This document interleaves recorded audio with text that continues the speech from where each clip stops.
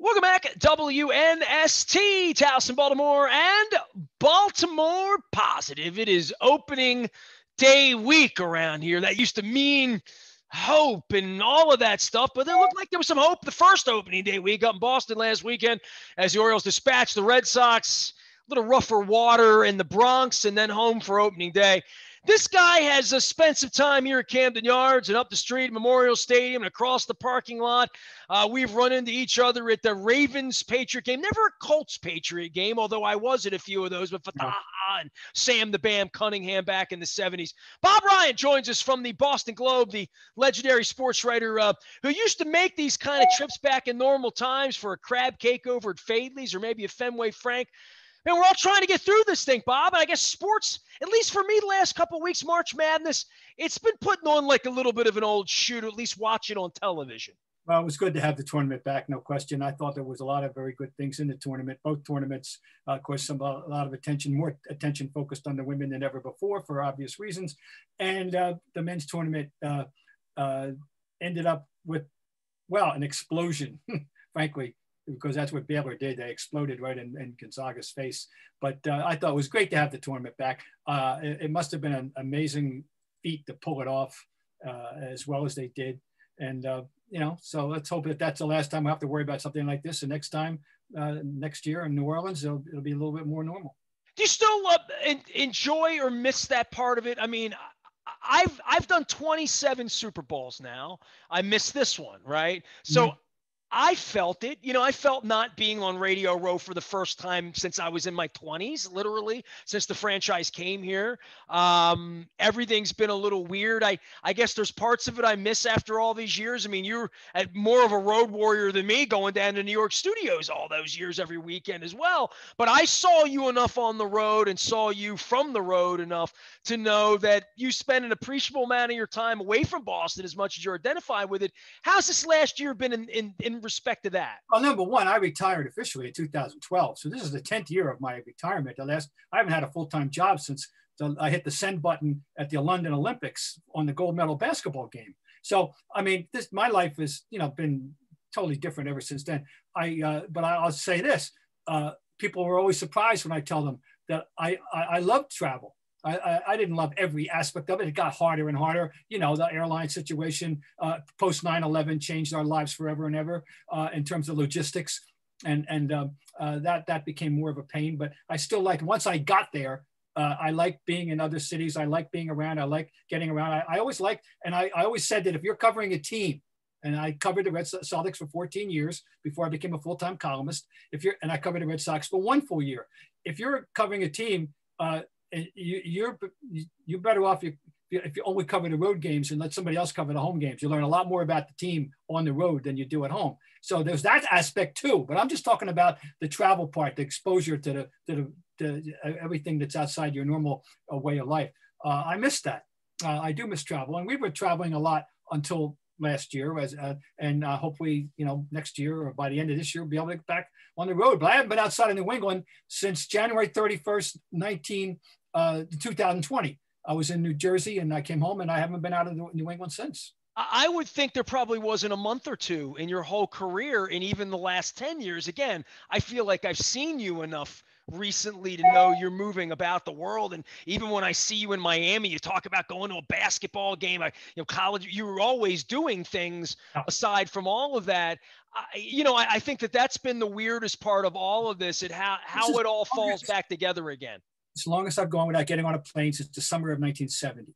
So that simple as that, 51 years. Since 1970, when I started to travel regularly, it was my life. It was my part of my life, and that included after retirement, because we traveled. We've been back to, I go to Paris. I went to Paris 19 times. The last year was the first time in like 15 years we hadn't gone to Paris, and for example. So we've driven cross country twice. We've done all that stuff.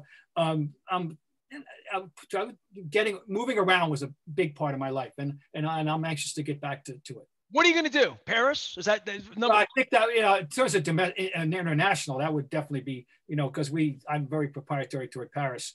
But there's spots I haven't been to that I'd like to get to, and hopefully that'll happen. I hate to use that. I don't use that B word, list, but the undone, unfinished business, I call it. And but I definitely want to get back to Paris. I miss Paris. Yeah. Well, I went to Paris in '98 when Agassi was insane. I was there to see Springsteen and hated it because everything was on strike. I went back twice in the last 10 years since my wife had cancer and absolutely fell in love with it. Like the food, the language, the city. I feel the same way. If I'm going to go back to one place in Europe, it's going to be Paris for sure. Well, I mean, I just, and we should, the only problem is that we like Paris so much, we should get around other areas of France more than we have. But it's been a while since I've been, we always take day trips when we go there. But you don't build it around Roland Garros. You just go, right? Oh, no, I know. No, nothing to do with athletics. I've never been to an athletic event. Oh, yeah, I did. I took myself to a Paris Saint-Germain match about 4 or 5 years ago. It was an opportunity. And I went out to see Paris Saint-Germain. But that's the only sporting event that I've ever been in Paris. Wow. Bob Ryan joining us here. There's been a lot of sporting events in Boston, Fenway Park. Bob, I guess one of the reasons I reached you, I was going to let you have a mulligan here this time around, but I thought the next time we get together, both of these teams will suck so much. You'll be like, why are you calling me? Why aren't you talking about the Flower Festival or something at Baltimore Positive? So I wanted to reach you because I was watching the games over the weekend and all the things we bitched about the old guy, the games are long, the shit, like the shift and the analytics, all those things. But more than that, in the COVID era, to see sort of a somnambulant Fenway Park, almost morose. It's cold. There's people there, but not enough to make noise. On Sunday, our kid from Loyola in Baltimore has his Loyola heckling section there that you could hear on Sunday with a couple thousand people there. It was a little bit of a depressing start, and we won 3 games. You know what I mean? We swept, and it didn't feel Eddie Feigner. And I know I dropped that on you last year because I feel like this is a real season, but it does feel like a real low end for both of these franchises at a time where both of these storied franchises at various points have really electrified these cities, and they're not in a position to do that right now. There's a lot of doom and gloom around here. There was a lot of skepticism about the trend of the team since the transformation from Dave Dombrowski to Chaim Bloom, and people are really wary about his MO and et cetera, and skeptical. They had a so-so spring training. They scored a lot of runs. They said they improved the defense. Well, the defense was woeful, as you know. The defense contributed very directly to the first 2 losses and had even a little impact in the third one. And it was bad. People were very, there's not a lot of happiness around here about the Red Sox, no question. And that worries me. The people, they better start winning some games and get people back. And I was supposed to go to opening day. I couldn't. We got rain because we got weathered out on Thursday, and I was unable to go Friday. And as the makeup day, and I didn't get to any games. I haven't been to. Hopefully, the next homestand. I'm a season ticket holder, so the next homestand. Hopefully, I'll make my Fenway. So you don't sit up on the roof on the box looking straight down. You have like a seat. No, I've had 4 seats since 1991 in Fenway, and we debated. We renewed. It was a debate. But it is a debate, isn't it? Well, it is a debate because it's a lot of money, I'll tell you, and you got to really make sure that you're going to handle your tickets. 81 games, that's a lot of games, and obviously you're not going to you're only going to a certain percentage of them. You're moving your tickets. It's a lot to consider. But we still, we talked about it. My wife still she wants to go, and that's fine. So as long as she's eager to go. Then I said, fine, we'll do it. And, we bring people and we still enjoy baseball. Now, you made an allusion to the shifting and the long games and stuff. And that does concern me about baseball, but that's a general complaint, not just a specific, it's endemic to Boston. That's baseball's big overall, have many big overall problems, but that's one of them. Well, I keep going back to the original sin. I've been on this is my 30th year on radio, Bob, and I remember back in the beginning when this was built. By the way, we have a 2-year lease. Isn't that great news? The 2 more years they're committed to our community here after building this 30 years ago.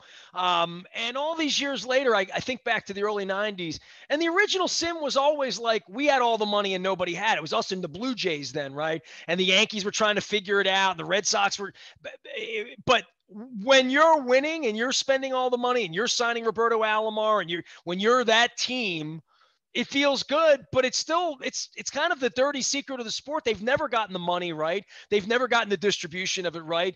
The original sin is really the owners and the players fighting, and they're apparently about to do that all over again, right? Like that's the part that never ends. That's the feud. Forget Yankees and Red Sox or me versus Peter Angelos. The real fight is owners versus players.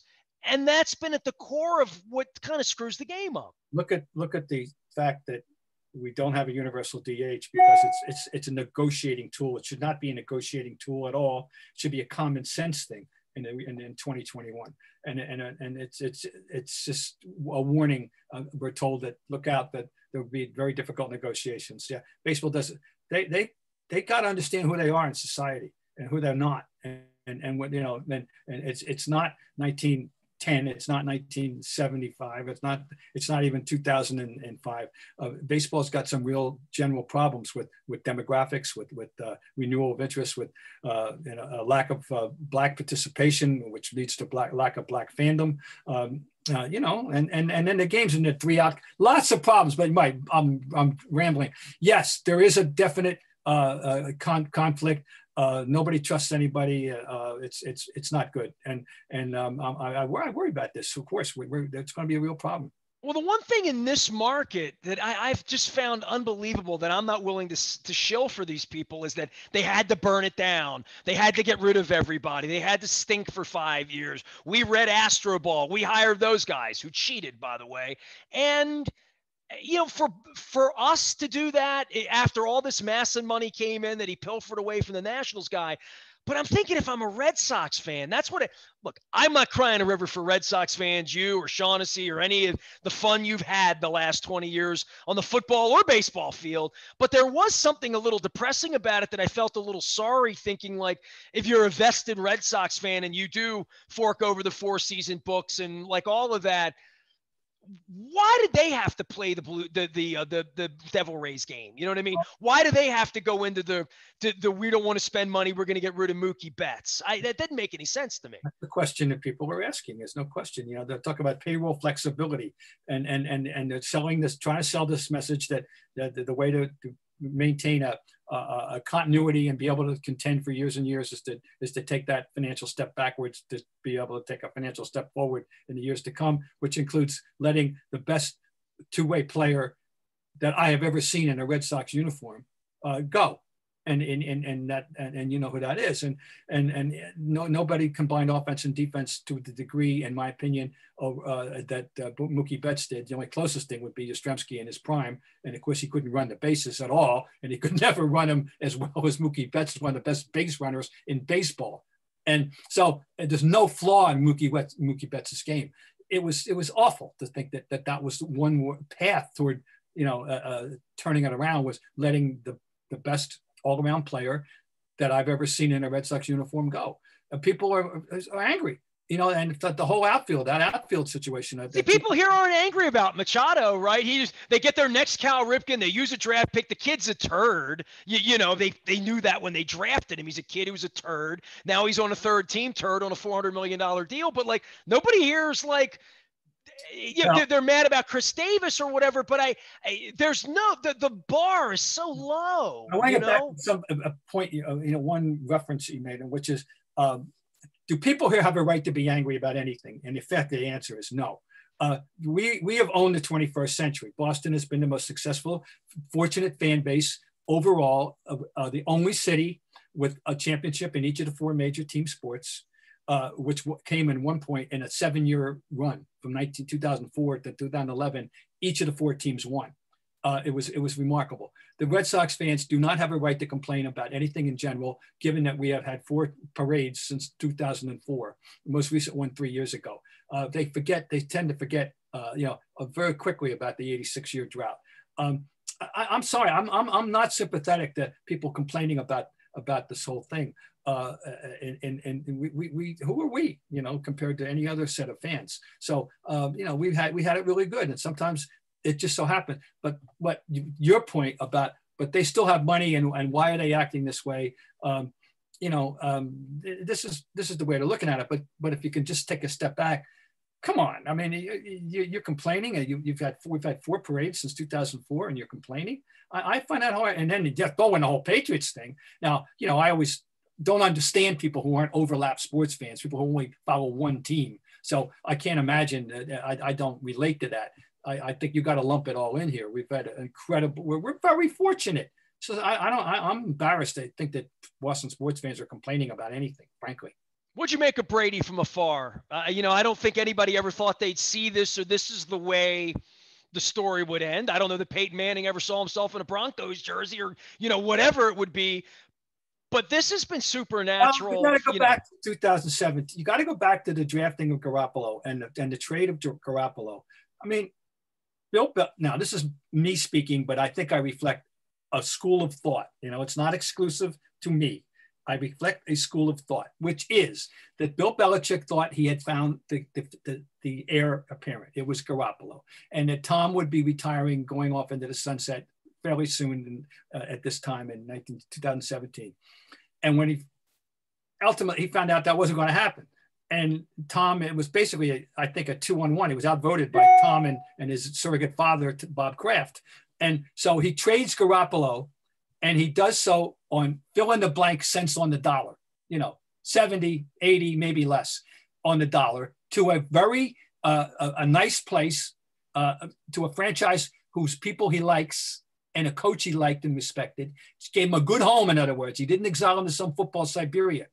He did not want to make that trade. That was against Belichick's, and the proof is he didn't get full value. Okay, now A. B. Tom Brady gave an interview, I think it was Jim Gray and Westwood One, to ask something, words to this effect: do you feel sufficiently appreciated, or was it respected in Boston? And his answer was, I plead the fifth. And from that moment on, people should have been placed on notice. This might not end very well. And it didn't. And he was ready to leave. He wanted out. And the other thing is, he looked at the roster that he would be playing with in 2020, as opposed to the potential of the roster that he chose to go with, and said, I like that roster in Tampa Bay a lot better than I like the one I'm going to play in Boston. And guess what? He guessed right. It's an incredible story. I mean, against everything that we've seen of a guy of this age, right? Like, I mean, you have literally witnessed, you think you witnessed something with Jordan or LeBron or whatever, the Cal Ripken here in Baltimore. You know, you see these generational things. The Brady thing's on a different level at this point. The Buccaneers thing's a different, in the middle of a pandemic, you know, new franchise in a place with, you know, he took some turds, the Antonio Brown types and the Ndamukong Suh. You know, there's guys that were not winners, and they all walk home with rings, including my buddy Ryan Jensen. Well, you know, but Tom, you know, tried to get recruit Brown the first time in Boston. That didn't work. It lasted for one touchdown pass in, I think, 3 weeks. And you know, and he'll screw up sooner or later, you know, probably Brown. But you know, they milked something out of him. Sue, you know, well, but we all made up our mind about what we think about him years ago. But he can still play to a degree, and obviously he helped them. But yeah, Tom, it was a different coaching, a much different personality coach. I think Tom really welcomed the more humane, people-oriented aspect of Arians, as opposed to the business-like aspect of Bill. And you know, I wonder if there's going to be any Christmas cards exchange in the long run between those two. You know, it's a lot of reunions down the line, huh? No, but you know, that'll be an interesting one to see how that shakes out. But no, the Brady thing obviously was, I won't say unique, but it was extraordinary for that. Can you imagine if, you know, you mentioned Cal? Can you imagine if Cal wound up playing for the Royals, or wound up playing for the Indians instead of ending in Baltimore? But this is, but when you do go back to that interview with Jim, when he said, I plead the fifth, I went, ooh, just get your hand left, get ready. Something might happen here. Well, Tom's been a little more outspoken since 40 than he was before 40. Bob Ryan joining us here from Boston, emeritus, as he's pointed out, since 2012. I don't think he'll ever stop. Still giving me pizza recommendations there. All right, last thing. Let's go back to baseball for 1 minute because of the news about the All-Star game and antitrust. I mean, I know you've been writing about this forever. Came closer to home for me when the Nationals came into existence. And I sort of realized in retrospect when I started researching and writing the Peter Principles about Angelos that the antitrust was sort of in the middle of the Nationals ever existing in DC and sort of, going back to Jim Bunning and these different eras where the boogeyman was going to come and make them operate honestly instead of in 18th century rules or whatever, 19th century rules or whatever it was. The All-Star game thing's a fascinating story for me to see where baseball is on this and where Republicans are on this and where the state of Colorado would be on taking the game. That Manfred was a little bit proactive instead of fighting the fight and taking the thing to Georgia and having everybody pissed off. But baseball in the middle of a political debate, football's been there with Kaepernick for going on 5 years now, right? Yep. Wow, so much to unpack here. I was a little surprised that baseball would be so forthright about it. I'm not sure what the ultimate motivation is. Are they trying to have now I'm just throwing this out there. I have no idea. Let's see if it sticks against the wall. Are they trying, is this part of maybe a overall concept that they want to demonstrate an allegiance to the Black community and as a large picture because they need Black support to make this game grow in regrow, in the 21st century. Do you think they patronize that, or they really believe that? I don't know. That? I just know. Or do any of these old white guys think they're going to live long enough to go broke doing it this way? I don't know, but I mean, the fact is that that we know what this is all about. This is about the belief among those that this Georgia voting rights bill is specifically designed to disenfranchise Black voters. It's a reaction to the 2020 election, and that's that. But now. The All-Star, and just so happened that the All-Star games in Atlanta and gave baseball a chance to make an immediate statement. If the All-Star game had not been in Atlanta, we wouldn't be having this discussion, obviously. And so you can't wrap yourself around Jackie Robinson the way they tried over the last 25 years. But are they? They've tried to do that to a degree. But this was so complicated because number one, you had the whole Hank Aaron aspect. That by doing this, they're going to take away the opportunity to celebrate Hank Aaron in the town where he had so much success. It's the idea that any boycott, like any international sanction, winds up hurting the little people, including some of the people you're trying to protect. I'm sure there's going to be a fallout among people, Black merchants and workers who would have profited from having that All-Star game are not going to have that opportunity now. Everyone, you always have to take that into consideration. There's going to be a fallout that, collateral damage, if you will, from, do these things. I'm a little surprised baseball did it. Look, as a left-leaning person, I'm happy to see them make this stand against what clearly was, in my mind, a very brazen attempt to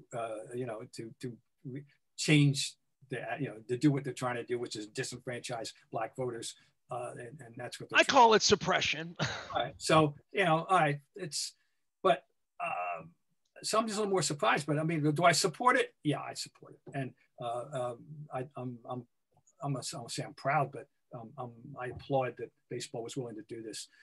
Although I just learned something interesting today in a factoid reading USA Today, like Christine Brennan, or was it Nancy Armour, whichever one, I forget who wrote it, but about Augusta. And Rob Manfred is a member of Augusta. And just people are saying, well, what about Augusta? Should, how are people going to react to the Masters this week, in this whole regard, I'm just saying, very interesting. But Rob Manfred's a member at Augusta. I wonder. Well, they've had a long legacy of, leadership and all categories in that fairway. Everybody's waiting for Mr. Ridley is the new chairman. I'm waiting for his press conference, I guess today, Wednesday. as we speak, and let's see how that goes. I know, interesting. Well, we're supposed to stick to sports, Bob, right? I mean, just stick to sports. It's just that easy, right? Impossible to do that in this. You can't do it in this day and age, and you know that. No, it's not. It's not there. Look at basketball players, LeBron and company. Also, hey, the whole thing in Georgia. Those two senators, among other things, have to thank the Atlanta Dream. There was no question that the WNBA players had an effect on that election, a direct effect. And those two senators would not be in today if in office if it weren't for the Atlanta Dream.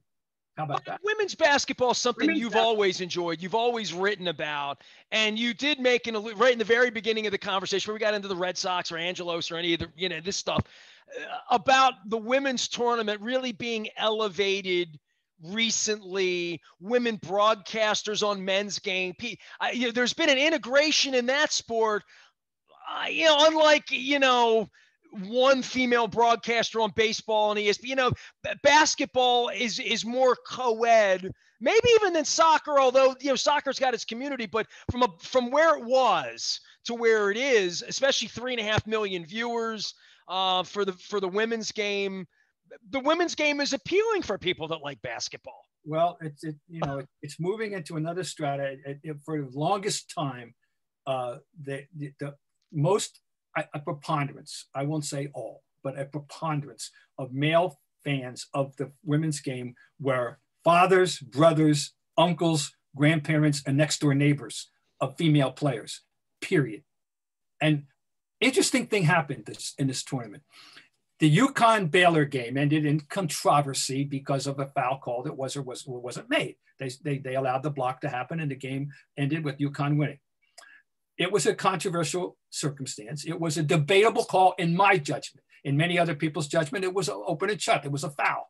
I think the only way you can be sure it was a foul was the still photos that were provided and the replays. It was a tough call in real time.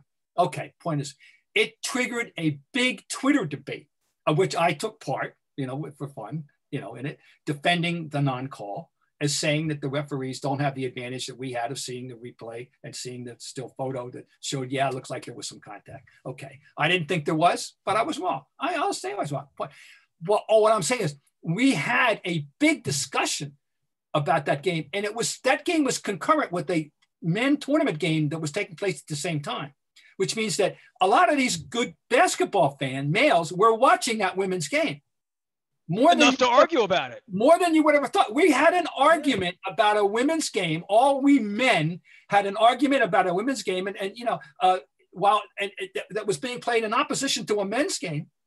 Now it was a more meaningful game in terms of the advancement to the Final Four. Okay, sorry. But the point I'm saying, see, this is a big step up. I think this in itself was noteworthy, and I did tweet that. You realize what we're doing here? That all these men are debating this. This was a significant moment for the women's game, I think. Now, I've been an advocate of it since 1992 when I was at the Olympics, my first Olympics, and I covered not only the Dream Team but every women's game as well. I covered basketball, period, and I saw the whole tournament, and I became a fan of these athletes, these women's game, and I've been following it, in a certain sense ever since, and I've seen and I appreciate the women's game, which I would describe as the men's game of 30 years ago or 40 years ago. You're not going to have the aerial dynamic. You're not going to have the block shot. You're not going to have the alley oops. You're not going to have all that stuff. But you got really fundamentally excellent basketball,